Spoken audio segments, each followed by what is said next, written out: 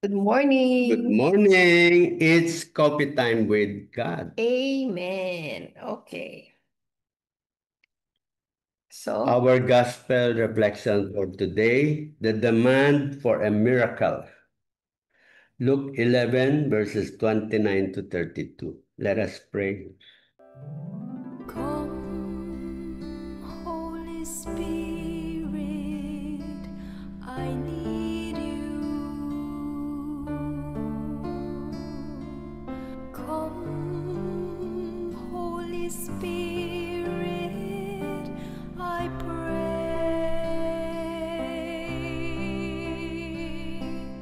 Come with your strength and your power. Come in your own special way. A reading from the Holy Gospel according to Luke. While still more people gathered in the crowd, Jesus said to them, "This generation is an evil generation. It seeks a sign, but no sign will be given it, except the sign of Jonah. Just as Jonah became a sign to the Ninevites, so will the Son of Man be to this generation. At the judgment, the Queen of the South will rise with the men of this generation, and she will condemn them, because she came from the ends of the earth to hear the wisdom of Solomon, and there is something greater than Solomon here. At the judgment, the men of Nineveh will arise with this generation and condemn it, because at the preaching of Jonah they repented, and there is something greater than Jonah here." The Gospel of the Lord. Praise to you, Lord Jesus Christ. nagustuhan ko dito sa verse na to, yung greater than.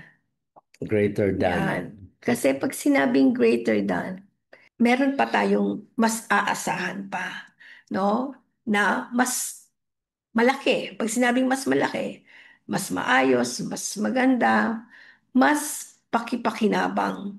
Yan. So, in spite of all the sinabi ni Jesus dito, na sinabi niya yung evil generation, lagi niyang paulit-ulit.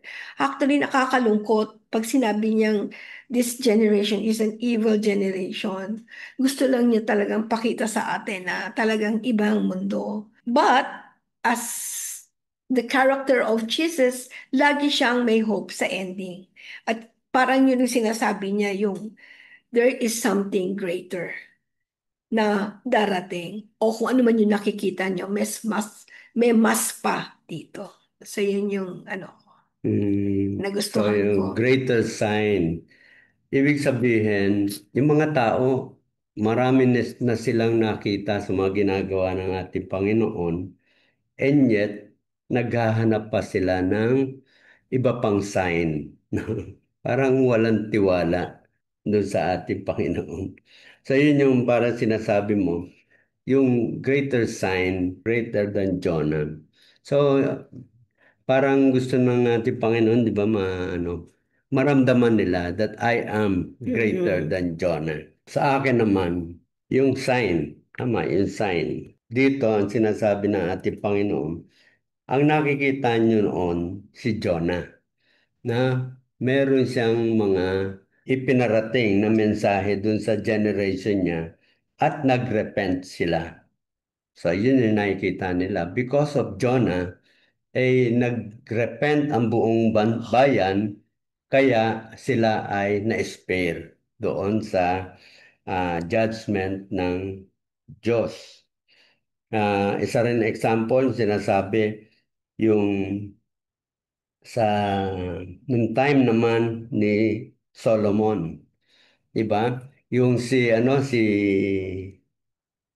the Queen of the South, talagang naglakbay ka pa siya from end to end of the earth para lang marinig yung wisdom ni Solomon. Sabi na naman dito, there is something greater. Yung sign ni Solomon, mas mahigit pa yung aking ibinibigay sa inyo. So yun, parang talagang ano si Jesus na hindi nila nakikita that Jesus is the sign of today. Yan. Okay, yung sign. Pag sinabi kasing signs, it's something na makikita, no? Nakikita o nararamdaman. So, yung mga tao, nakadepend sila sa sign. Feeling nila, yun na yun, no? Pero sabi ni Jesus nga dito, nag-example pa siya, no, sa sinabi mo na yung babae tsaka yung queen at tsaka si Jonah, na kung sila ay nabighani na doon, no, meron pang mas pa na darating na hindi nila akalain. Yon. Okay, so sa akin naman, yung ating message dito is yung ating faith, no? This is the gauge of the faith of our kay God, no? Kay sa ating Panginoon. Bakit? Kasi si Jesus ang pinadala niya. Now, kung malakas ang faith natin kay God, na si Jesus ang pinadala niya, kahit anong sign pa yan, anong walang sign or whatever, maniniwala talaga tayo sa ipapakita ni Jesus. So, kaya sinabi nga niya na dito na kahit nakakalungkot na sinabi niya na this is an evil generation kasi nga ang hirap tayong papaniwalain. Tigas ang ulo. No, tanggap na natin, no? Kahit naman ako nung hindi pa ako talaga na-touch ng Holy Spirit, na talagang, syempre, dumaan pa ako sa worldly ah, time nung life ko, nung career life ko, matikas din talaga yung ulo ko. Yung kung ano yung gusto ko, yun yung pinapaniwalaan ko, lalo na kung alam ko na yun yung tama. Kasi pwede ko pang i-defend pa kay God na, God, basta ito tama parang ganon.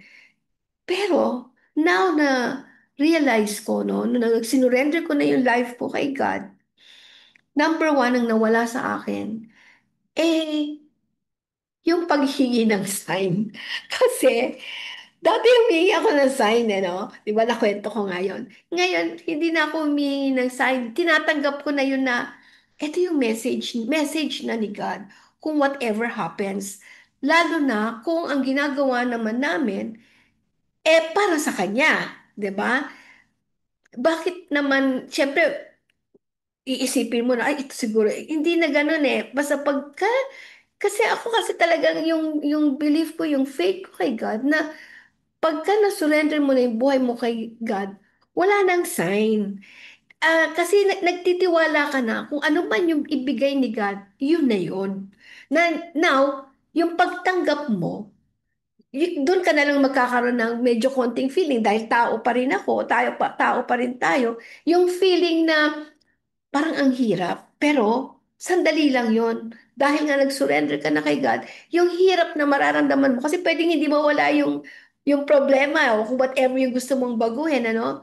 Pwedeng hindi mawala kasi hindi nga yun yung will ni Lord. Matatanggap po natin yon nang magaang sa kalooban natin without asking for a sign. Kasi yung sign na may peace tayo sa puso natin, is already, that is the sign. No? Wala na tayong kailangan makita pa. Amen. Okay. So, tama yun. Yung sign na importante yun. But, ito kasing kwan na ito, itong gospel na ito yung after na si Jesus ay nagbigay na ng mga katuruan, di ba? Naghimala na, yun, lahat yun.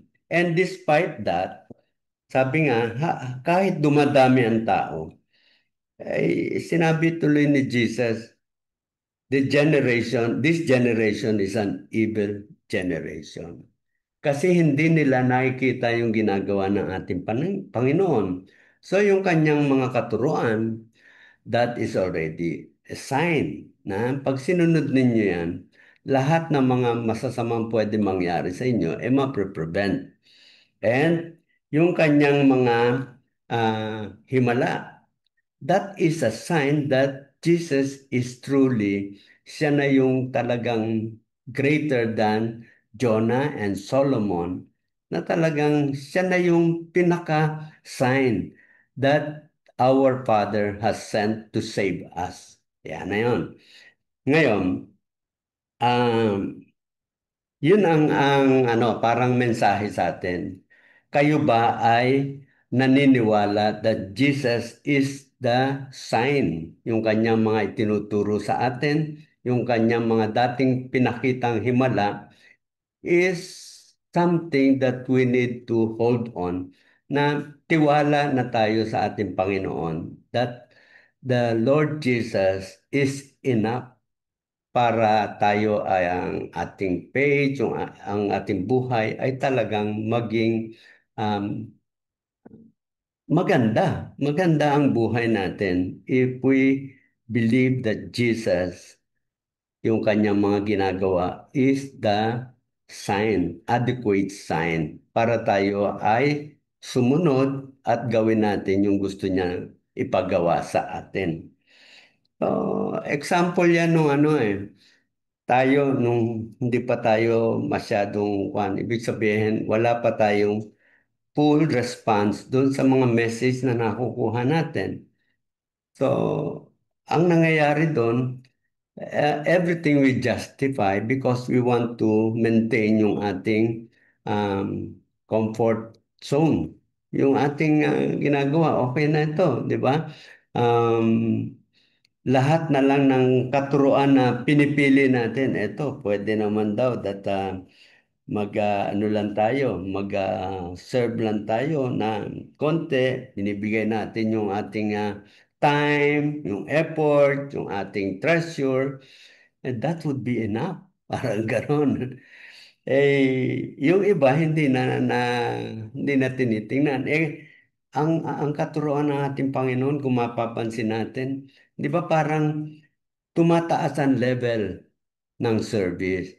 Sabi, the more you know me, the more I demand for your response. Kung paano mo gagawin yung ano. So, tumataas yan. Hindi yan yung kung ano yung inumpisahan ko, nandyan na ako. Ayun yung siguro ang parang message dito. Yung ating pakikiisa sa ating Panginoon or yung service na binibigay natin would depend kung hanggang saan niya tayo binibigyan ng katuruan. The more we understand, the more we ang sinasabi yung panon ba yun yung sa Spider-Man, the greater power na binibigay sa'yo, empowerment, the greater responsibility.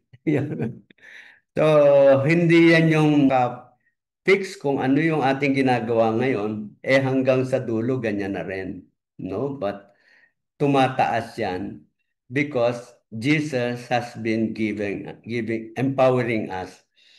So, binibigyan tayo ng mga input para mas marami ang makinabang doon sa ating mga na kukuhang lesson kay Jesus, yung ating mga intimacy, yung relationship natin sa ating Panginoon. Diyan ay talagang lumalawak yung ating responsibility. So, lagi po nating tatandaan na hindi po humihinto si God, no, sa pag-ano sa atin, sa pag-encourage o sa paghatak sa atin sa langit. Kaya, aasahan po natin na life will not be a bed of roses in this world, but it will be a happy life if we lean on God for everything. Kasi yung grasya po na ibibigay niya sa atin is enough to move on to this crazy world, no? Kasi sabi nga dito yung evil generation, 'di ba? Pero mag-stand out po tayo doon. Okay, so again, see you tomorrow here in Coffee Time with God. Amen.